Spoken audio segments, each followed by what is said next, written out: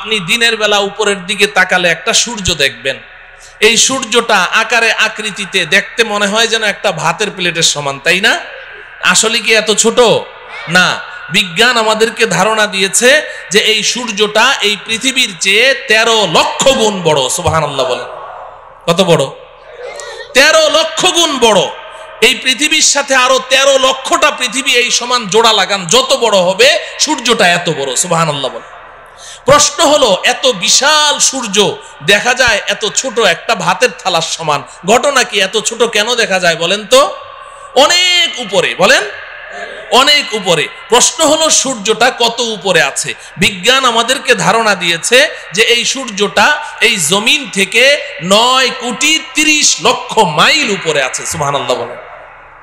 কত উপরে বলেন? 9,30,00,000 মাইল। মুখে তো বলে ফেললাম, কল্পনা করা যায়? 9,30,00,000 মাইল উপরে সূর্য। আচ্ছা যাই হোক, এই সূর্যের দেশে যদি আপনি চলে গেলেন 9,30,00,000 মাইল উপরে, সেখানে গিয়ে কি আমাদের আসল বাড়ি জান্নাতের কোনো সন্ধান পাওয়া গেল? তাহলে আরো উপরে যেতে হবে। যেহেতু আল্লাহ বলেছেন উপরে আছে, তাহলে উপরে আরো উপরে যেতে হবে। চলেন উপরে যাই।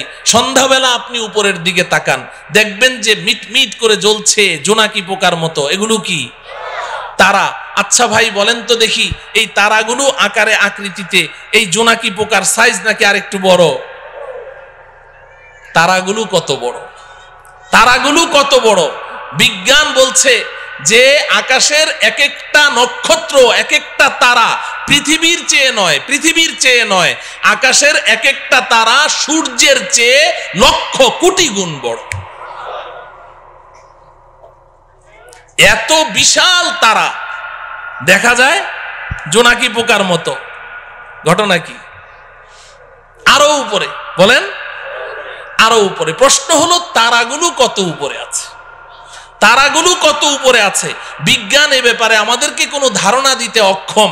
তবে অনেক গবেষণা করে বিজ্ঞান একটা তারার সন্ধান বের করেছে, যেটা পৃথিবীর সবচেয়ে কাছে, সবচেয়ে নিচের যেই তারকাটি, জমিনের সবচেয়ে কাছে, এটার নাম বিজ্ঞান দিয়েছে প্রক্সিমা সেন্টারাই। বিজ্ঞান বলে প্রক্সিমা সেন্টারাই নামের এই দুনিয়ার সবচেয়ে কাছের যেই তারাটি, এটা এই জমিন থেকে 25 লক্ষ কোটি মাইল উপরে আছে। কত উপরে? 25 লক্ষ না, 25 লক্ষ কোটি মাইল উপরে। 25 কোটিও না, 25 লক্ষও না, কত? 25 লক্ষ কোটি মাইল উপরে হচ্ছে সবচেয়ে কাছের তারা। তাহলে উপরের তারাগুলো কোথায় আছে? বিজ্ঞান বলে এই ব্যাপারে আমরা কোনো ধারণা দিতে পারবো না। তাফসিরে রুহুল বায়ান নামে একটি কিতাব আছে, তাফসিরের কিতাব। তাফসিরে বলেন রুহুল বায়ান, তাফসিরে রুহুল বায়ান। এই কিতাবের মধ্যে আছে, আল্লাহর কুদরত বুঝার জন্য বলছি, আমাদের বিবেকের মধ্যে এতটুকু ধারণ ক্ষমতা নেই বুঝার মতো, আল্লাহর কুদরত একটু বুঝার জন্য বলছি। এই যে স্টেজে লাইট জ্বলছে, এই যে আলো জ্বলছে, এই আলো দৌড়ায় কি দৌড়ায় না? আলো দৌড়ায় না? আপনি টর্চ অন করেন, টর্চ লাইট, সাথে সাথে আলোটা দেখবেন ওই দেয়ালের গায়ে দেখা যাচ্ছে। দৌড় মারলো কিনা? কত মাইল স্পিডে? আলোর গতি কত বলেন? প্রতি সেকেন্ডে, ঘন্টায় না, প্রতি সেকেন্ডে 1,86,000 মাইল দূরে চলে যায় আলো। আপনি চোখের পলক মেরেছেন না, এই চোখের পলকে আলোটা কত দূর চলে যায়? 1,86,000 মাইল। একটু কল্পনা করেন আল্লাহ পাকের কুদরত কত, শক্তি কত। এই আলোর গতিটা মনে রাখেন। এবার তাফসিরে রুহুল বায়ানের মধ্যে আছে আল্লাহ রব্বুল আলামিন আকাশে এমন অসংখ্য অগণিত তারা সৃষ্টি করেছেন। যেই দিন আল্লাহ পাক ওই তারাগুলোকে সৃষ্টি করেছেন, কত হাজার বছর আগে সৃষ্টি করেছেন আল্লাহ ছাড়া কেউ বলতে পারবে না। যেই দিন ওই তারাগুলো সৃষ্টি করেছেন, ওই দিন প্রত্যেকটা তারা তাদের নিজ নিজ আলো পৃথিবীর দিকে ছেড়ে দিয়েছে। ওই আলোগুলো দৌড় শুরু করেছে প্রতি সেকেন্ডে 1,86,000 মাইল স্পিডে দৌড় শুরু করেছে। আজও সেই আলো পৃথিবীর দিকে দৌড়াচ্ছে, আজও দৌড়াচ্ছে, এখনো পর্যন্ত পৃথিবীতে এসে পৌঁছতে পারে নাই। অতএব কল্পনা করে দেখুন যে আকাশের তারাগুলো কোথায় আছে। আল্লাহ। আচ্ছা, সেই আকাশের তারা যেখানে আছে সর্বোচ্চ তারা ওই পর্যন্ত গেলাম, কিন্তু আসল বাড়ির কোনো খোঁজ খবর পাওয়া গেল? হ্যাঁ, তাইলে আরো উপরে যেতে হবে। যেতে রাজি? এই জমিন থেকে সবার উপরে যেই তারাটি আছে এর উপরে আর কোনো তারা নেই, সৌরজগৎ শেষ, এরপরে মহাশূন্য শুরু হয়ে গেছে। এই জমিন থেকে সবার উপরে যেই তারাটি আছে ওই পর্যন্ত আপনি যেই পরিমাণ পথ অতিক্রম করলেন, সবার উপরের তারাটা পার হয়ে আরো ঠিক এই সমপরিমাণ মহাশূন্য পাড়ি দিয়ে আপনি যদি উপরে যেতে পারেন, সেখানে গিয়ে পাবেন প্রথম আসমানের তলা। কি পাওয়া যাবে? প্রথম আসমানের তলা পাওয়া যাবে। আসমান আছে না নাই? হ্যাঁ, বিজ্ঞান কি বলে? বিজ্ঞানের ছাত্ররা এখানে আছে না? বিজ্ঞান তো আসমানকে স্বীকার করে না। বিজ্ঞান বলে আকাশ বলতে কিছু নেই। আল্লাহ, আকাশ আছে তো, বিজ্ঞান অস্বীকার করলো যে। একটা গল্প শুনবেন। আমি তখন হেফজখানায় পড়ি, আমাদের উস্তাদজির মুখে শুনেছি। এক বুড়ি, তার পৃথিবীতে একটা পুত্র সন্তান, আর কেউ নেই। ওই পুত্র সন্তানটাই তার অন্ধের যষ্টি, ওইটাই তার সম্বল। অনেক শখ করে ওই বুড়ি তার ছেলেকে বিয়ে করিয়েছে, তবে পুত্রবধূ সর্বসাকুল্যে 1.5 হাত লম্বা।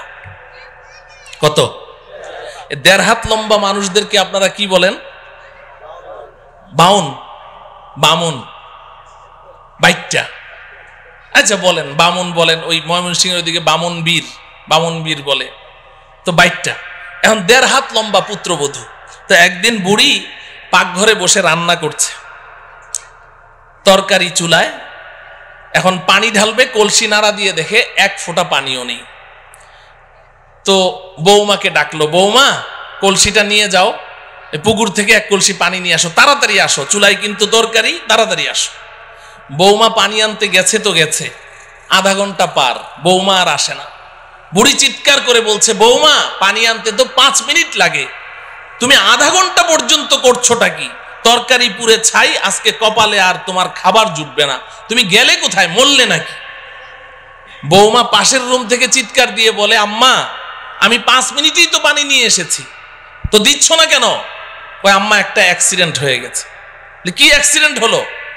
বলে যে আম্মা বিয়ের সময় আপনি না আমাকে একটা স্বর্ণের চেইন দিয়েছিলেন। বলে হ্যাঁ, ওই চেইনটা ছিঁড়ে কলসির মধ্যে পড়ে গেছে। তো হয়েছেটা কি? কলসির মধ্যেই তো পড়েছে। কয় যে আম্মা হ্যাঁ, কলসির মধ্যেই তো পড়েছে, তুমি নিজে দেখেছো? বলে আমি নিজের চোখে দেখলাম কলসির মধ্যে পড়েছে। তো তাহলে এক কাজ কর, তোর মাথায় কি বুদ্ধি শুদ্ধি নাই? তুই এক কাজ কর, কলসির মুখ দিয়ে হাতটা ভরে দে, কলসির তলা থেকে চেইনটা তুলে নে, পানিটা চেঞ্জ করে নিয়ে আয়, আর না হলে 5 মিনিট সময় বেশি লাগবে, তুই আধা ঘন্টা পর্যন্ত করছিসটা কি? বৌমা পাশের রুম থেকে চিৎকার দিয়ে বলে, আম্মা এই মাত্র আপনি যেই বুদ্ধিটা শিখাইলেন, আমি আধা ঘন্টা থেকে ওই কাজেই ব্যস্ত আছি। কিন্তু আম্মা বড় আশ্চর্যের ব্যাপার, আপনার কলসির তো তলা নাই। আপনার কলসির কি নাই? তলা নাই। বুড়ি পাকঘর থেকে বলে, বৌমা কলসির তলা তো কলসির তলার জায়গায় ঠিকই আছে, তুই যে বামন বীর বাইটটা, তোর হাত খাটো ওই পর্যন্ত যায় না। বলেন ঠিক কিনা? আল্লাহ রব্বুল আলামিন কোরআনে হাকিমে বারবার বলেছেন, একটি নয়, দুইটি নয়, আমি 7টি আসমান সৃষ্টি করেছি। আল্লাহর কথা কখনো অবাস্তব হতে পারে না। আসমান তো আসমানের জায়গায় আছে। যে সকল বিজ্ঞানীরা তারা এই আসমানের অস্তিত্বকে অস্বীকার করেছে, তারা তো বাইটটা বামন বীর, তাদের হাত খাটো ওই পর্যন্ত যায় না। এজন্য পৃথিবীর শ্রেষ্ঠ বিজ্ঞানী মুসলিম দার্শনিক, আপনারা সকলেই তার নাম শুনেছেন, মহাকবি আল্লামা ইকবাল রহমতুল্লাহ আলাইহি। নাম শুনেছেন? মহাকবি আল্লামা ইকবাল একজন শ্রেষ্ঠ দার্শনিক ছিলেন, শ্রেষ্ঠ বিজ্ঞানী ছিলেন। তিনি সারাটা জীবন বিজ্ঞানের পেছনে দৌড়িয়েছেন, অক্সফোর্ড ইউনিভার্সিটিতে পড়াশোনা করেছেন, ইহুদি খ্রিস্টানদের মাঝেই তিনি বেড়ে উঠেছেন, কিন্তু আল্লাহ পাক তার নসিবে হেদায়েত লিখে রেখেছেন, এজন্য তিনি নষ্ট হন নাই, বেলাইনে যান নাই। তিনি সারা জীবন বিজ্ঞানের পেছনে দৌড়িয়ে জীবনের শেষ মুহূর্তে এসে আত্মসমর্পণ করেছেন। সারেন্ডার করেছেন, তিনি স্বীকার করেছেন বিজ্ঞান মানেই হচ্ছে একটা ধোঁকা, বিজ্ঞান মানেই হচ্ছে একটা মরিচিকা। কারণ বিজ্ঞান সকালে এক থিওরি দেয়, বিকালে ওটাকে অস্বীকার করে যে না ওটা ঠিক নাই, আবার নতুন থিওরি দেয়, আবার পরের দিন ওটাকে অস্বীকার করে, আবার নতুন থিওরি দেয়। আমরা এক সময় শুনেছি যে বিজ্ঞান এক সময় জোরে সোরে দাবি করেছে যে সূর্য ঘুরে, পৃথিবী ঘুরে না, সূর্য ঘুরে, পৃথিবী ঘুরে না। এরপর মাঝখানে আরেক দল বিজ্ঞানী কিছুদিনের জন্য আবিষ্কার হলো, তারা এসে বলল যে না আগের বিজ্ঞানীদের থিওরি ভুল। বলে সঠিকটা কি? কয় যে পৃথিবী ঘুরে, সূর্য ঘুরে না। এখন বর্তমান দুনিয়ার সমস্ত বিজ্ঞানী প্রায় একমত, তারা বলে আগের দোনোদল বিজ্ঞানীদের থিওরি ভুল। বলে সঠিকটা কি? কয় যে সূর্যও ঘুরে, পৃথিবীও ঘুরে। বলে কি বলে না? এখন বর্তমান বিজ্ঞানের দাবি কি? সূর্যও ঘুরে, পৃথিবীও ঘুরে। আর কিছুদিন যদি বাঁচি তাহলে দেখবো আরেক দল বিজ্ঞানী আসবে, এসে বলবে আগের তিনোদল বিজ্ঞানীদের থিওরি ভুল। বলে তাহলে সঠিকটা কি? বলবে একটাও ঘুরে না। অসম্ভব কি?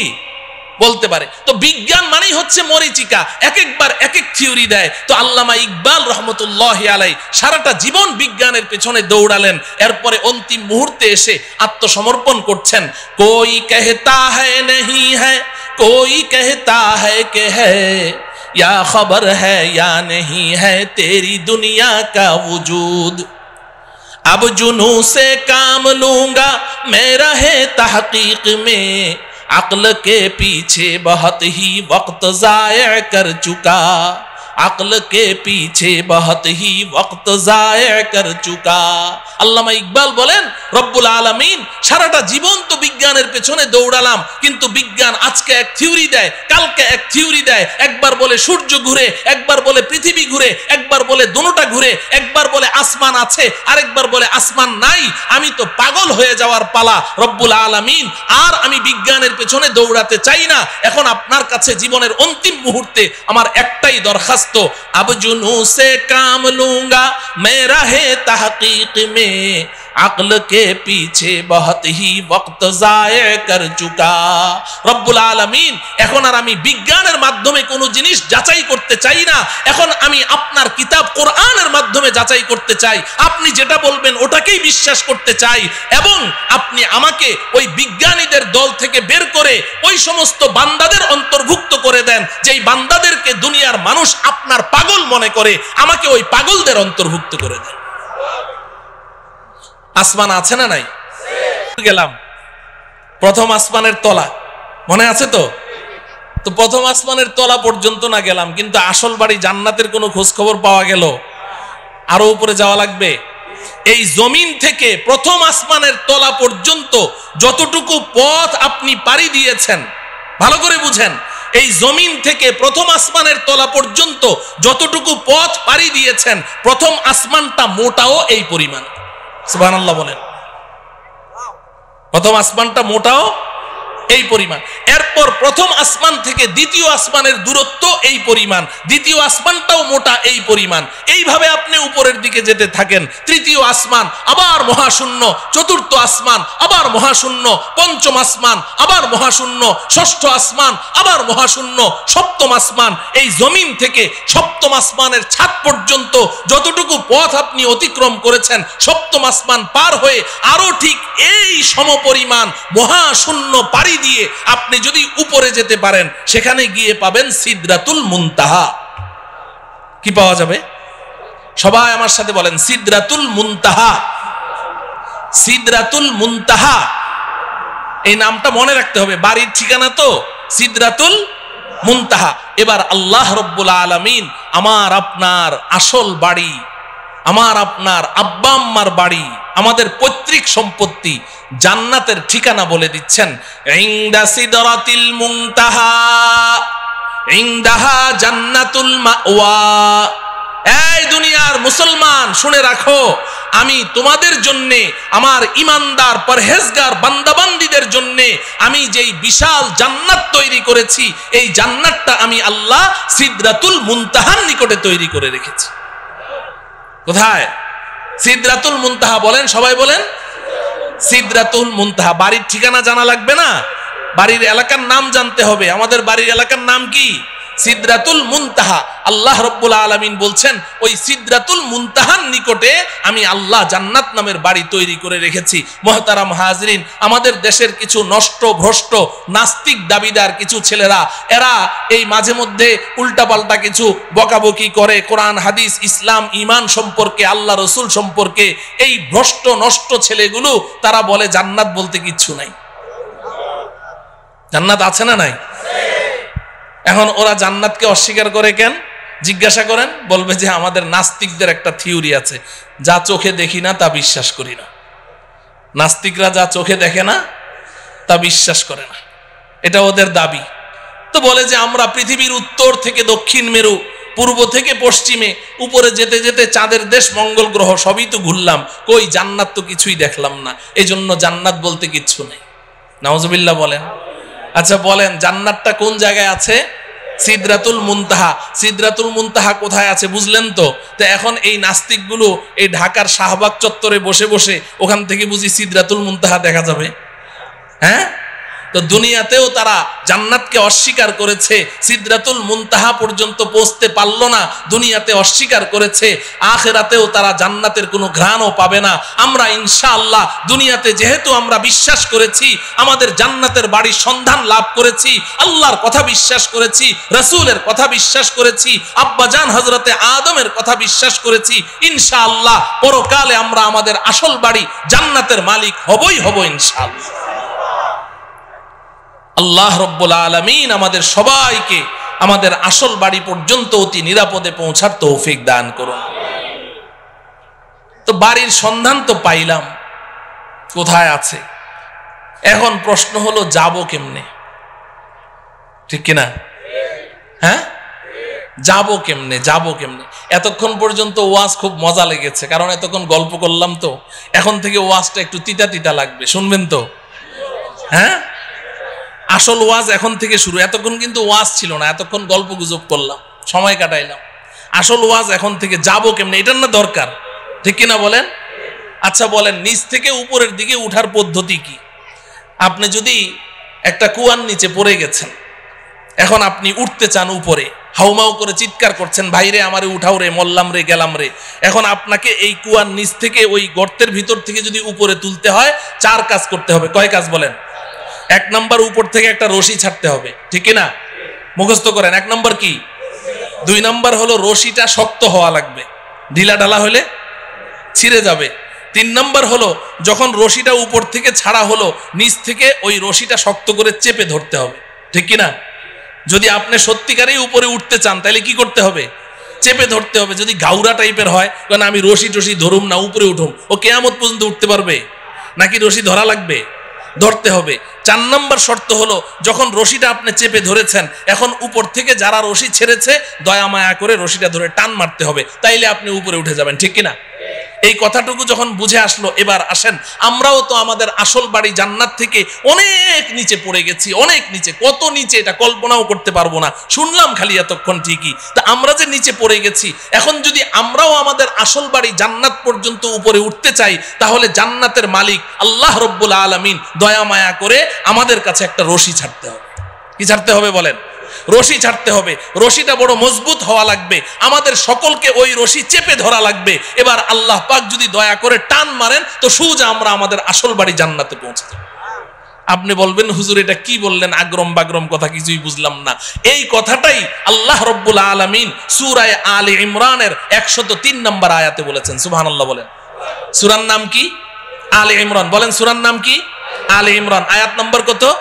103। মনে রাখবেন, সূরা আলে ইমরান। সবাই বলেন সূরা আলে ইমরান, আয়াত নাম্বার 103। আল্লাহ পাক বলছেন, ওয়াতাসিমু বিহাবলিল্লাহি জামিআন ওয়া লা তাফাররাকু। এই দুনিয়ার মানুষ, শক্ত করে ধরো। ইতাসিমু, আল ইতিসাম মজবুতি কে সাথ পকড়না, শুধু ধরা না। ধরার আরবি ইতিসাম না, ধরার আরবি হলো আখাযা ইয়াখুযু, আখযান মানে ধরা। আল্লাহ পাক খুজু বলেননি, ইতাসিমু বলেছেন, শক্ত করে ধরো। বিহাবলিল্লাহ, আল্লাহর রশি। সুবহানাল্লাহ বলেন। হাবলুল্লাহ মানে কি? আল্লাহর রশি। হাবলুল্লাহ মানে কি? আল্লাহ বলছেন ইতাসিমু বিহাবলিল্লাহ, আল্লাহর রশি ধরো, জামিআন, সবাই মিলে ধরো, একজন দুইজন না, এই রশি ছিঁড়ার কোনো সম্ভাবনাই নাই, সবাই মিলে ধরো। ওয়ালা তাফাররাকু, আল্লাহর রশি ধরতে গিয়ে আপোষের মধ্যে বিচ্ছিন্ন হয়ে যেও না। সুবহানাল্লাহ বলেন। বুঝে থাকলে বলেন। সূরা আলে ইমরানের 103 নম্বর আয়াতে আল্লাহ পাক আমাদের সবাইকে কি ধরতে বলেছেন? কার রশি? কার রশি? সবাই বলেন কার রশি? আল্লাহর রশি ধরতে বলেছেন। তো ধরতে রাজি আছি তো? এখন প্রশ্ন হলো, আল্লাহ তো রশি ধরতে বলেছেন, রশিটা ছাড়লো কে? ছাড়লেন কে? রশিটাকে শক্ত বানাইলো কে? রশি ধরে টান মারবে কে? আমাদের কাজ কি? কথা বলে না। ধরা আমাদের কয় কাজ? বাকি 3 কাজ কার? ওই 3 কাজের ওয়াজের দরকার নেই, ওটা তো আল্লাহর কাজ। আমাদের কাজ কয়টা? তাইলে এখন প্রশ্ন হলো ধরবো কেমনে? এই আমার ওয়াজ শেষ, রশিটা কি বাড়িতে যাইতে হবে না? ধরবো কেমনে? ধরার সিস্টেম লাগবে কি লাগবে না? নাকি সব ধরা একরকম, যে যেমনি চাই এমনি ধরলে হবে? না, এমনি ধরলে হবে না। আমি এক বক্তার ওয়াজ শুনেছিলাম ছোটবেলায়, গান শিখায়, গানের ওস্তাদ, বুড়া চিকনা চাকনা, আর ছেলে হইলো একেবারে নওজোয়ান তাগড়া। ও বলে ব্যান্ড সঙ্গীত শিল্পী হবে। ব্যান্ড সঙ্গীত কি জিনিস এটা যুবকদেরকে তো বুঝাইতে হবে না, বুড়ারা তো বুঝবেই না, ভ্যা ভ্যা করে চিল্লায় যে ব্যান্ড সঙ্গীত। এখন ওই ব্যান্ড সঙ্গীত শিল্পী হবে। এখন ওই বুড়া ওরে যতই গান শিখায়, ওই জোয়ানের গলা হইলো একটা বুড়া বকরির গলা, ফাটা বাস, ওটা দিয়ে কোনো গান বের হয় না। তো একদিন ওই উস্তাদের মন টন খারাপ, ছাত্র কয়, উস্তাদ মন খারাপ কে? কয় যে তুই আমার সুরটা একটু ধরতে পারলি না, এই জন্য আমার মন খারাপ। কি করতে পারলি না? সুরটা একটু ধরতে পারলি না। এখন ছাত্রটা ছিল আমার মতো একটু বোকা শোকা, ও চিন্তা করে যে স্যারের সুরটা ধরতে হবে, তো এইটা স্যার আগে বললো না আজকে বলছে, তো অনেক চিন্তা ভাবনা করলো যে সুর কেমনে ধরা যায়। পরে ওর মাথায় বুদ্ধি আসলো, আরে সুর তো স্যারের গলা দিয়ে বাইর হয়। ও উঠে স্যারের গলা একদম সজোরে চিপে ধরেছে, এমন জোরে চেপে ধরলো, ধরে বলে যে স্যার আজকে 6টা মাস আপনি এত কষ্ট করলেন, আপনি প্রথম দিন বলতেন আমি প্রথম দিনই ধরে ফেলতাম। এখন আজকে আমি ধরেছি, আমি আর আজকে সুর ছাড়ছি না, আপনার যতক্ষণ মন ভালো না হবে আমি সুর ছাড়বো না। স্যারের জিহ্বা এতখানি বের হয়ে গেছে। এখন স্যার তো কথাবার্তা বলতে পারে না। এখন স্যার যত উ আ করে বুঝাইতে চেষ্টা করে যে বেটা সুর ধরার সিস্টেম তো এটা না, তুই সিস্টেম লস করেছিস, কিন্তু কথা তো বলতে পারে না, ও আ করে। তো ওই ছেলে মনে করেছে জুইত মতো ধরা হয় নাই, ও আরো শক্তি দিয়ে চেপে ধরেছে, তো 10 মিনিটের মধ্যে স্পট ডেড, ওখানেই শেষ। এটা বুঝি সুর ধরার সিস্টেম? কথা বলে না। তাহলে ধরায় ধরায় বেশ কম আছে, ধরায় ধরায় বেশ কম আছে। তো এখন আল্লাহ রব্বুল আলামিন তো বললেন যে আমার রশিটা চেপে ধর। 1 নম্বর হইল রশি চিনতে হবে, নাকি রশি চিনা লাগবে না?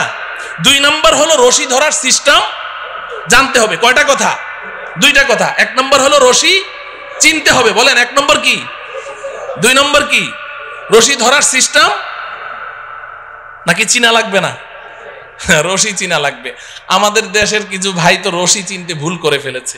এই বেচারারা সূরা আলে ইমরানের 103 নম্বর আয়াত পড়ে এখন পেরেশান, আল্লাহর রশি কোথায় পাওয়া যায়। কারণ রশি না ধরলে তো আর বাড়িতে যাওয়া লাগবে না, রশি তো ধরাই লাগবে। এখন খুঁজতে খুঁজতে অস্থির, কোথায় রশি পাওয়া যায়, কোথায় তো রশি নাই। পরে চিন্তা করলো যে কোরআন নাজেল হয়েছে মক্কায়, আচ্ছা ওখানে যাই। হজ করতে গেছে, মক্কা মদিনা পুরা ঘুরে আসলো, কেউ রশি চিনে না। দেশে আসার পরে মন টন খারাপ, রশি ধরতে পারলাম না, তাইলে তো আর জান্নাতের বাড়িতে যাওয়া হবে না। পরে দেখে সর্বনাশ, এই পাশের জেলায় ফরিদপুর গেলেই তো রশি পাওয়া যায়। কোথায়? কথা বলে না। আছে না নাই? কয়টা? কয়টা? কয় যে পাইছি, একে জন্মের মতো গিয়ে চেপে ধরে। ও আমার প্রিয় ভাইয়েরা, আপনাদের বিবেকের কাছে জানতে চাই, আল্লাহ তাআলা এমন রশির কথা বললেন যেই রশি পৃথিবীর কোথাও নাই, মক্কায়ও নাই, মদিনায়ও নাই, ফরিদপুর জেলায় গেলে পাই। এই রশি কি সেই রশি? এই রশি কি সেই রশি? তাইলে কি আমরা সবাই একমত হতে পারি যে আমাদের যে সমস্ত ভাইয়েরা ওই ফরিদপুরের 8 রশিতে গিয়ে হাত দিয়েছে তারা রশি চিনতে ভুল করেছে? যদি এই এলাকায় কেউ থাকেন আজকে তওবা করবেন, আজকে তওবা করবেন। করবো তো ইনশাআল্লাহ। ওই রশি না রে ভাই, আল্লাহর রশি কি এটা আগে চিনতে হবে। তাফসিরের কিতাব খুলেন, আমার কথা শোনার দরকার নেই, আমি তো সূরার নাম আয়াত নাম্বার বলে দিয়েছি।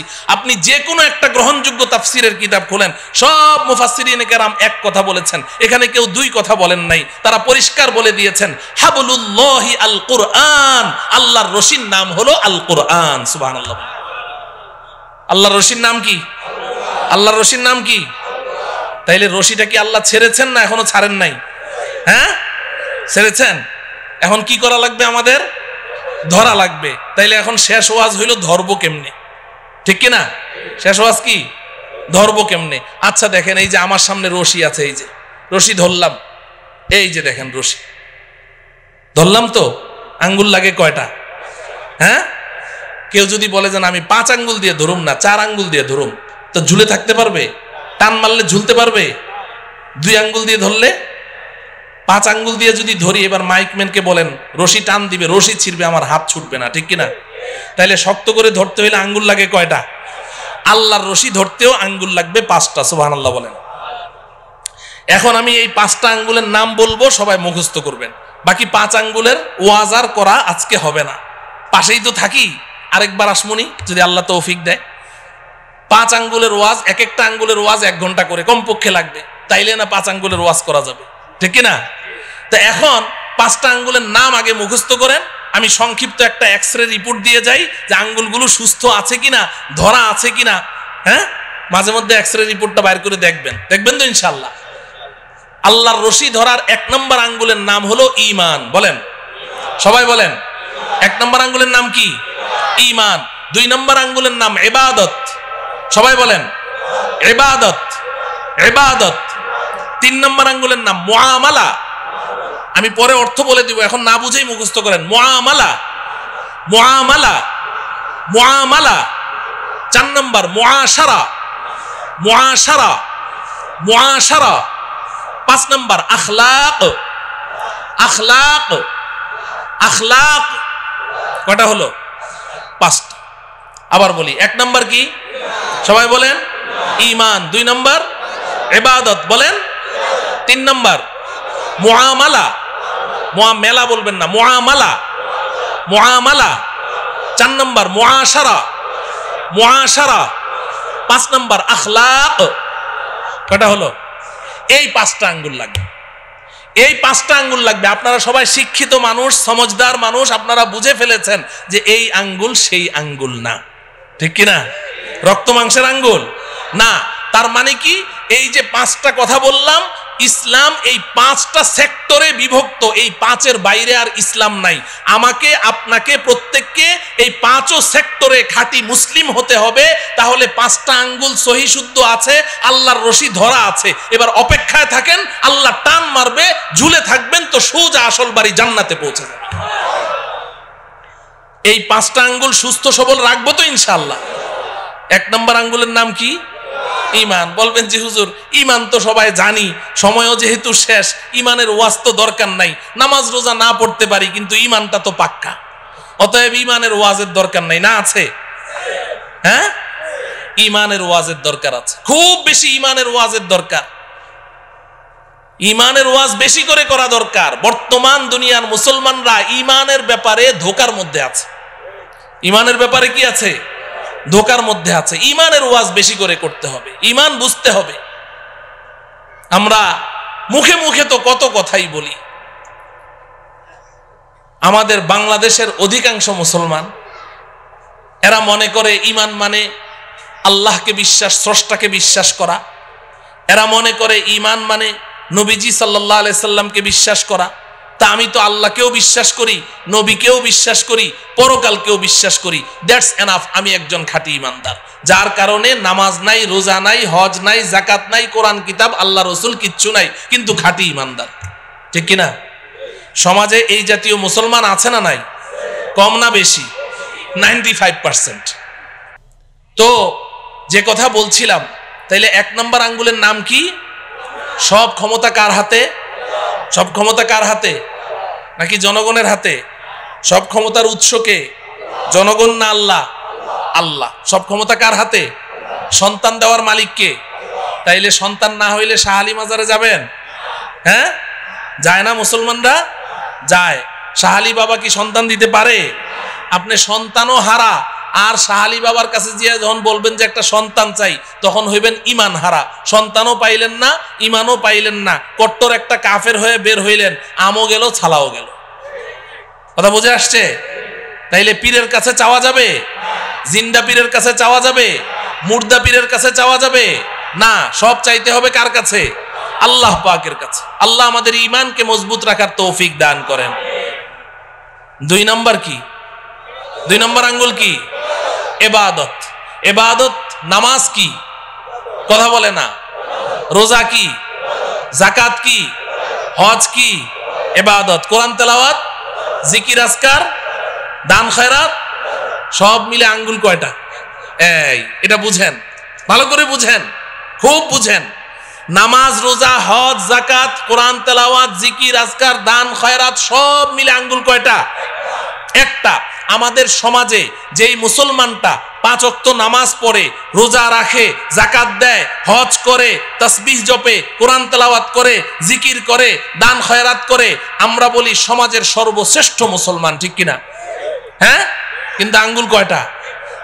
এই 1 নম্বর ইমানের আঙ্গুল আর 2 নম্বর ইবাদতের আঙ্গুল নিয়ে যেই মুসলমান আছে তাকেই আমরা সার্টিফিকেট দিয়ে দিচ্ছি সে একেবারে শ্রেষ্ঠ মুসলমান, বাকি 3 আঙ্গুলের খবর নেই। এই কারণে আজকে সমাজের অনেক মুসলমান এমন আছে নামাজ পড়তে পড়তে মাথার মধ্যে ঘা ফেলে দিয়েছে, বাজারে গিয়ে ভেজাল মাল বিক্রি করছে, যুগ যুগ ধরে সুদ খাচ্ছে, যুগ যুগ ধরে সুদের সাথে জড়িত, যুগ যুগ ধরে ঘুষের সাথে জড়িত, হারাম মাল বিক্রি করছে, কিন্তু আবার নামাজও পড়ছে। কারণ সে মনে করে যে আমি তো পাক্কা মুসলমান, এগুলোর মধ্যে আবার ইসলাম আসলো কোত্থেকে? মুআমালা ঠিক নাই, আছে না নাই? হ্যাঁ মুহতারাম হাজিরিন, তাইলে ইবাদতের মধ্যে সর্বশ্রেষ্ঠ ইবাদতের নাম কি? কথা বলে না। নামাজ না পড়লে ঈমান থাকে? বলে যে হুজুর নামাজ না পড়লে কি হবে, আমার ঈমান ঠিক আছে। আগে তো হাসতে হাসতে বলতো, এখন সিরিয়াসলি বলে যে হুজুর নামাজ না পড়লে কি হবে, আমার ঈমান ঠিক আছে। নামাজ না পড়লে ঈমান ঠিক থাকে না তো ভাই। নবীজি বলেছেন, আমার কথা না, বাইনাল আবদি ওয়াল কুফরি তারকুস সালাহ, কে ঈমানদার কে বেঈমান এটা কি কপালে লেখা আছে? চিনবো কেমনে? নবীজি বলেন, আমি বলে দিচ্ছি কেমনে চিনবা, দেখো লোকটা নামাজ পড়ে কিনা। যদি নামাজ পড়ে বলো ঈমানদার, নামাজ না পড়লে চুপ, কিছুই বলার দরকার নেই। কিন্তু ঈমানের সাক্ষী দেওয়ার জন্য কি লাগবে? নামাজ লাগবে। নামাজ পড়বো তো ইনশাআল্লাহ, নাকি নামাজ ছাড়া ঈমানদার? আল্লাহ পাক বুঝার তৌফিক দান করেন। 3 নম্বর আঙ্গুলের নাম কি? মুআমালা। মুআমালা 3 নম্বর আঙ্গুল কি? মুআমালা মানে লেনদেন। মুআমালা মানে কি? ও আমার প্রিয় ভাইয়েরা খুব বুঝেন, এখানে আমাদের সমস্যা আছে। নামাজ রোজা যাই করি কিন্তু লেনদেন ঠিক নাই। মুসলমানদের লেনদেন কি নাই? ঠিক নাই। বেচা কেনা, ঋণ দেওয়া, ঋণ পরিশোধ করা, বিবাহ শাদী, সামাজিক আচার আচরণ, অনেক কিছুর মধ্যে আমাদের লেনদেন কি নাই? ঠিক নাই। ইবাদত আল্লাহর হক। ইবাদত কার হক? লেনদেন কার হক? বান্দার হক। বলেন কার হক? বান্দার হক। আমি ইবাদতের মধ্যে কোনো ত্রুটি করেছি, আল্লাহর কাছে ক্ষমা চাই। আল্লাহ, আপনার সাথে আমার মুআমালা ঠিক নাই, নামাজে আমার ত্রুটি হয়েছে, রোজায় ত্রুটি হয়েছে। আল্লাহ বড় মেহেরবান, কান্নাকাটি করেন, ক্ষমা চান, আল্লাহ মাফ করে দিবেন। কিন্তু আপনি মুআমালা ঠিক করেন নাই। আপনি কোনো বান্দার হক আপনি অন্যায়ভাবে আপনি নষ্ট করেছেন। 10টা টাকা তার ইচ্ছার বাইরে জবরদস্তি তার কাছ থেকে আপনি নিয়েছেন।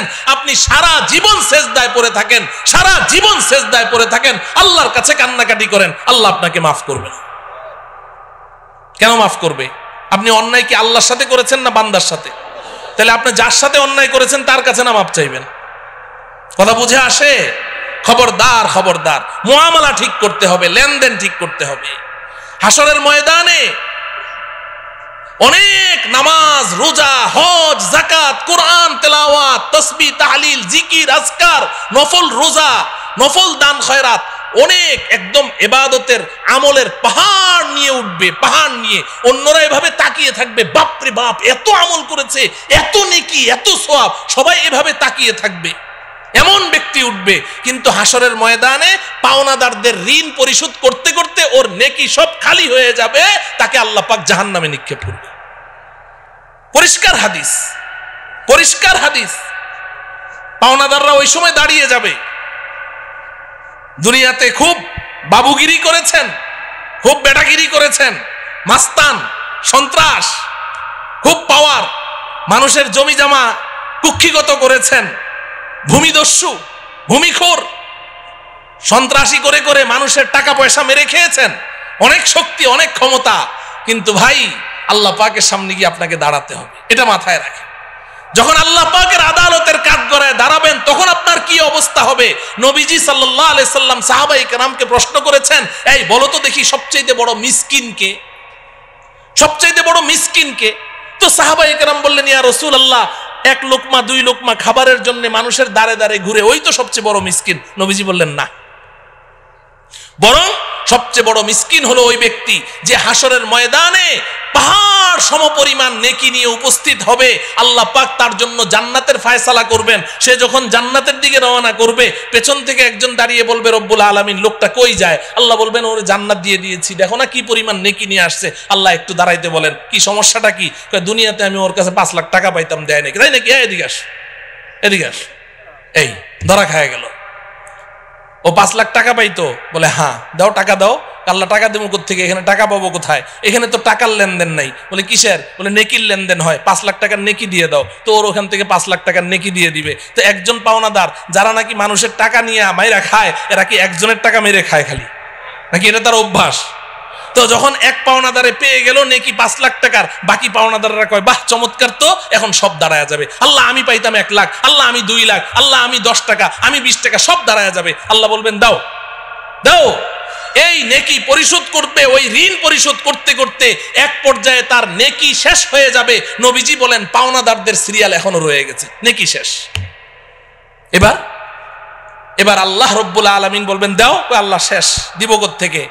ও আচ্ছা নাই, তো এক কাজ করো, তোমরা যে যত টাকা পাও ওই অত টাকার গুনাহ ওর আমল নামায় দিয়ে দাও। নাউজুবিল্লাহ বলেন। ও আমার প্রিয় ভাইয়েরা, বুঝেন, বুঝতে চেষ্টা করেন।